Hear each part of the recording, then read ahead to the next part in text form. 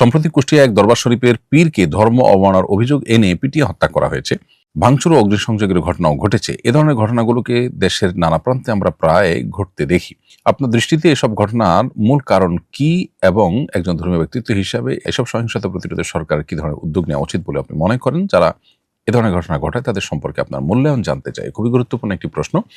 প্রিয় দর্শক, এ ধরনের ঘটনা প্রায় আমাদের দেশে শোনা যায়। এ সম্পর্কে মৌলিক কথা হলো, আমরা সবসময় বলি, কেউ কোনো অপরাধ করলে সেটি যথাযথভাবে প্রমাণ হওয়া, বিচার হওয়া পর্যন্ত অপেক্ষা করার নির্দেশনা ইসলাম আমাদেরকে দিয়েছে। প্রত্যেকটা অপরাধের বিচার যার যার মতো করে যদি আমরা করতে শুরু করি এবং নিজের কাঁধে যদি বিচারের দায়ভার তুলে নেই, তাহলে সেক্ষেত্রে সমাজ বিশৃঙ্খল হবে এবং একজনের মধ্যে আরেকজন অপরাধী হবে।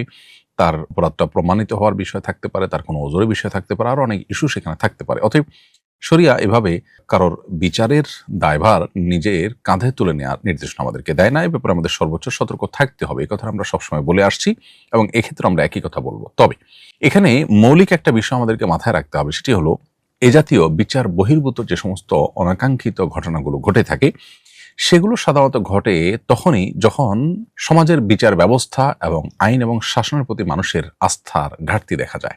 অর্থাৎ গুড গভর্নেন্স বা সুশাসনের অভাবে সমাজে মানুষ যখন জানে যে এ ধরনের অপরাধ করে মানুষ পার পেয়ে যায়, তখন মানুষ বিচারের দায়ভার নিজের কাঁধে তুলে নিতে বাধ্য হয়। অর্থাৎ আশাহত হয়ে মানুষের আসলে যাওয়ার কোনো জায়গা থাকে না। এই জন্য এ ধরনের ঘটনা রোধে মূলত কাজটা করতে হবে সরকারকে, রাষ্ট্রকে, অর্থাৎ সুশাসন প্রতিষ্ঠা করতে হবে। আইন এবং বিচার এবং আইনের শাসন, এটাকে যদি প্রতিষ্ঠা করা যায়, তাহলে সেক্ষেত্রে মানুষ আসলে বিচারের দায়ভার নিজের কাঁধে কখনো তুলে নেবে না।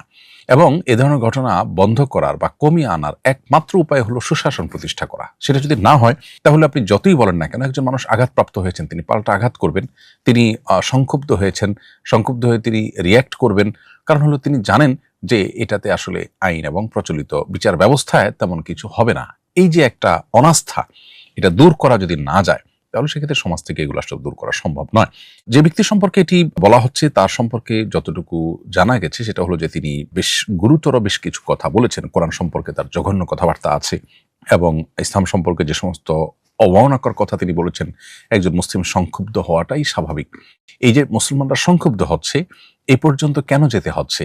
তার সমস্ত ভিডিও যখন প্রচারিত হচ্ছে, ছড়িয়ে পড়ছে, তখন প্রশাসন তাকে আইনের আওতায় আনা, শুধুমাত্র গ্রেপ্তার করে তাকে সুরক্ষা দেওয়া নয়, তাকে বিচারের মুখোমুখি করা এবং এটাকে তদন্ত করে তদন্ত সাপেক্ষে তার যথাযথ বিচার নিশ্চিত করা, এটা তো প্রশাসনের দায়িত্ব ছিল। কিন্তু তারা কি সে দায়িত্ব পালন করেছে? তারা সে দায়িত্ব পালন না করে জনগণ যখন আস্থাহীনতা ভোগে, তখন তাদেরকে দোষারোপ করা ঢালাওভাবে, এটা কোন অবস্থাতে ইনসাফপূর্ণ কথা নয়। অতএব আমাদেরকে মূল জায়গাটাতে মনোযোগ দিতে হবে যে কোন জায়গাটাতে অভাব আছে, সে অভাবটা দূর করার জন্য সর্বোচ্চ সচেষ্ট থাকতে হবে। একদিকে মানুষকে সংক্ষুব্ধ করার মতো বিষয়গুলোকে বন্ধ করার উদ্যোগ নিতে হবে। দ্বিতীয়ত, এরকম অপরাধ কেউ করলে সাথে সাথে সেটির বিরুদ্ধে কার্যকর ব্যবস্থা গ্রহণ করতে হবে এবং একই সাথে আমরাও আমাদের প্রত্যেককে যার যার জায়গা থেকে সংযমী এবং ধৈর্যশীলতার পরিচয় দিতে হবে। এক কবিরাজ বলেছেন, প্রতিদিন সকালে 7টি করে আজোয়া খেজুর খেলে জাদুটোনা থেকে বাঁচা যায়। এটা কি সঠিক? জাদুটোনা থেকে বাঁচার কোরআন সুন্নাহ সম্মত পরামর্শ দিবেন প্লিজ। এ বিষয়ে বুখারী মুসলিম একযোগে বর্ণনা করেছে যে নবী করিম সাল্লাল্লাহু আলাইহি ওয়াসাল্লাম ইরশাদ করেছেন, মান তাসাব্বাহা বিসাবঈ তামারাতিন আজওয়াতান লাম ইয়াদুররুহু যালিকাল ইয়াওম সামুন ওয়ালা সিহর।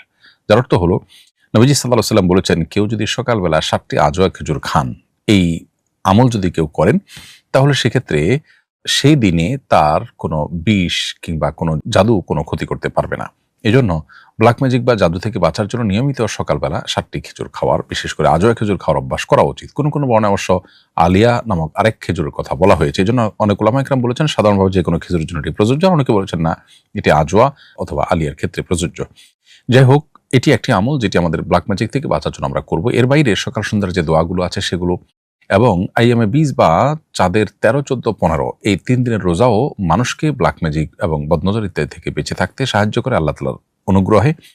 এবং সেই সাথে এই জাতীয় ক্ষয়ক্ষতি থেকে বাঁচার জন্য বেশ কিছু হারাম, যেমন মিউজিক শোনা, তারপরে আপনার যৌনতা সংশ্লিষ্ট যে গুনাহগুলো আছে সেগুলা করা, এই জাতীয় বিষয়গুলো সাধারণত ব্ল্যাক ম্যাজিকের পথকে সুগম করে দেয়। আপনি যদি এগুলো থেকে বাঁচতে চান, তাহলে সেক্ষেত্রে এই ধরনের গুনাহ যেগুলো কথা বললাম, এই জাতীয় গুনাহগুলো থেকে বেশিরভাগ বেঁচে থাকা দরকার। ঘরে কোনো প্রাণীর ভাস্কর্য ইত্যাদি রাখা বা কোনো প্রাণীর ছবি অঙ্কন করে রাখা বা ঝুলিয়ে রাখা, প্রকাশিত করে রাখা, এই বিষয়গুলো ব্ল্যাক ম্যাজিকের জন্য সহায়ক পরিবেশ নিশ্চিত করে। এই জন্য এগুলোকে অ্যাভয়েড করা উচিত। ইনশাআল্লাহ বিদিনিল্লাহ আশা করা যায় আমরা যদি বহুবিধ প্রচেষ্টা অব্যাহত রাখি তাহলে সেক্ষেত্রে শত চেষ্টা করেও ইনশাআল্লাহ ব্ল্যাক ম্যাজিকের মাধ্যমে বা সেহরের মাধ্যমে জাদুটোনার মাধ্যমে আমাদেরকে ক্ষতি কেউ করতে পারবে না। আল্লাহ তাআলার কাছে আশ্রয় প্রার্থনা করা দরকার, আত্মরক্ষামূলক সুন্নাহসম্মত আমলগুলো করা দরকার এবং এর মধ্যে 7টি খেজুর খাওয়া বলুন, সকাল সন্ধ্যা দোয়া করা বলুন, সূরা বাকারার তেলাওয়াত বাসায় চালু করে রাখা বলুন এবং শয়তানের প্রবেশের পথগুলো ব্ল্যাক ম্যাজিকের কাজ করার যে উপায়গুলো সেগুলোকে অকার্যকর করবার জন্য এবং সেগুলো থেকে আত্মরক্ষার জন্য এই যে প্রাণীর ভাস্কর্য, ছবি থেকে বেঁচে থাকা, মিউজিক থেকে বেঁচে থাকা এবং যৌনতা সংশ্লিষ্ট যে গুণাগুলো আছে সেগুলো থেকে বেঁচে থাকা, এগুলো আমাদের সেফটি বেল্টের মতো কাজ করে। ইনশাআল্লাহ বিদিনিল্লাহ আশা করা যায় এগুলোর মাধ্যমে আল্লাহ তাআলা হেফাজতে রাখবেন। ঈমানের সাথে মৃত্যু হওয়ার কি কোনো আমল আছে জানাবেন প্লিজ। ঈমানের সাথে মৃত্যু হওয়ার জন্য অনেক আমল আছে। সবচেয়ে বড় আমল হলো ঈমান আনয়ন করা এবং আত্মশুদ্ধি করা, অর্থাৎ নিজেকে পরিশুদ্ধ করবার চেষ্টা অব্যাহত রাখা হলো ঈমানের মৃত্যুর সবচেয়ে বড় এবং সবচেয়ে সাধারণ এবং কমন উপায়। কারণ কোরআন কারীমে আল্লাহ তাআলা বলেছেন, ফামান আমানা ওয়া আসলাহা ফালা খাউফুন আলাইহিম ওয়া লাহুম ইয়াহজানুন, যারা ঈমান আনবে এবং নিজের সংশোধন করে নিবে তাদের কোনো পেরেশানি থাকবে না। অতএব ঈমান আনা এবং আত্মশুদ্ধি করা, নিজেকে সবসময় প্রতিনিয়ত ভুল থেকে সঠিকতার পথে নিয়ে আসার চেষ্টা অব্যাহত রাখা, এটাই হলো ঈমান মৃত্যুর সবচেয়ে বড় এবং কমন কারণ। পাশাপাশি বিভিন্ন আমলের বিনিময়ে জান্নাতের কথা বলা হয়েছে, শুভ পরিণতির কথা বলা হয়েছে, সবগুলোই ঈমানে মৃত্যুর আমল হিসেবে বিবেচিত হতে পারে। যেমন নবী করিম সাল্লাল্লাহু আলাইহি ওয়াসাল্লাম আমাদেরকে দোয়া শিখিয়েছেন, আমরা জন্য আল্লাহর কাছে দোয়া করি যে আল্লাহ আমরা যেন ভালো পরিণতির দেখা পাই, আমাদের পরিণাম যেন ভালো হয়, হোসনে খাতেমাহ বা শেষ পরিণাম যেন আমাদের ভালো হয়। অতএব আল্লাহ তাআলার কাছে সে দোয়া আমরা নিবেদন করতে পারি, আল্লাহ যেন আমাদেরকে মৃত্যু দেন ঈমানের সাথে। ওয়াতাওয়াফানি মুসলিমা, কোরআনে কোনো দোয়া আল্লাহ তাআলা আমাদেরকে শিখিয়েছেন, হে আল্লাহ আমাকে মুসলিম করে আপনি মৃত্যুবরণ করুন। তো সেই দোয়াগুলো আমরা আল্লাহর কাছে নিবেদন করতে পারি, এর মাধ্যমে আশা করা যায় যে আমরা ঈমানের মৃত্যু লাভ করব। এর পাশাপাশি নবী করিম সাল্লাল্লাহু আলাইহি ওয়াসাল্লাম এবং আনসার এবং মুহাজির সাহাবীদের আদর্শ যদি কেউ ধারণ করেন তার ফলশ্রুতিতেও ঈমানের মৃত্যু লাভ হওয়ার সম্ভাবনা এবং সুযোগ রয়েছে।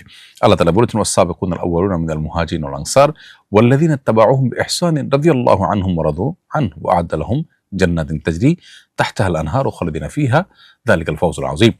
যার অর্থ হলো যে পূর্ববর্তী মুহাজির এবং আনসার সাহাবী এবং যারা তাদের পরবর্তীতে ভালো কাজ কর্মের মাধ্যমে তাদের অনুসরণ করেছে, তাদের অনুকরণ করেছে, এই উভয়ের উপর আল্লাহ তাআলা সন্তুষ্ট এবং তাদেরকে আল্লাহ তাআলা জান্নাতে প্রবেশ করাবেন। অতএব আশা করা যায় যে আমরা যদি নবী আলাইহিস সালাম এবং মুহাজির এবং আনসার সাহাবীদেরকে অনুসরণ করি, তাদের আনুগত্য করি, নেক আমলের ক্ষেত্রে তাদের ফলো করি, তাহলে ইনশাআল্লাহ বিদিনিল্লাহ সেটি আমাদের জান্নাতে যাওয়ার কারণ হতে পারে এবং সেটি আমাদের ঈমানের মৃত্যুর কারণ হতে পারে। যেহেতু জান্নাতে যাওয়ার ওয়াদা করা হয়েছে, ঈমানের মৃত্যু তার জন্য তো অবশ্যই আবশ্যক, সেজন্য ঈমানের মৃত্যু এখান থেকে হতে পারে ইনশাআল্লাহ।